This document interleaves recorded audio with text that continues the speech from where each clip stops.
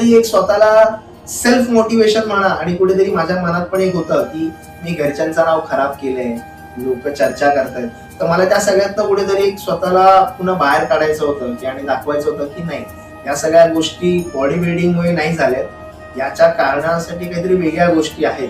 तर त्यासाठी मी स्वतः ठरवलं होतं की मला काहीतरी पुन्हा करायचंय, मला बॉडी बिल्डिंग अशीच नाही सोडायची. त्यामुळे मी 2019ला पुन्हा स्वतःहून बॉडी बिल्डिंग सुरू केली. त्यावेळेस मला आठवतंय की आमच्या सानेगुरुजीला सांताक्रूजला एक कॉम्पिटिशन असते, तिथे ओपन कॅटेगरीमध्ये मी 32 मला टॉप 10 मध्ये आलो. टॉप 10 नंतर मी टॉप 5 मध्ये नाही येऊ शकलो, पण कुठेतरी मला असं एक वाटलं की मी जर टॉप 10 मध्ये पुन्हा येऊ शकतो तर नक्कीच मी पुन्हा बॉडी बिल्डिंग मध्ये कमबॅक करू शकतो. त्यानंतर थोडासा मी ब्रेक घेतला, कोविड आलं होतं आणि कोविड नंतर पुन्हा मी 2021ला जी माझी बॉडी बिल्डिंगची जर्नी सुरू केली.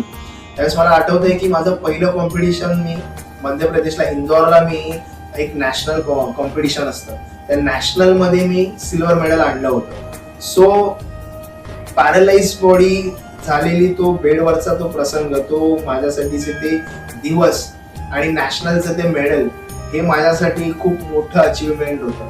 सो आणि आतापर्यंतचा हा प्रवास, तर त्यावेळेस मला ज्या डॉक्टरांनी जर पाहिलं होतं आणि आता बघतील तर ते स्वतः बिलीव्ह नाही करणार की मी तोच मुलगा आहे तो.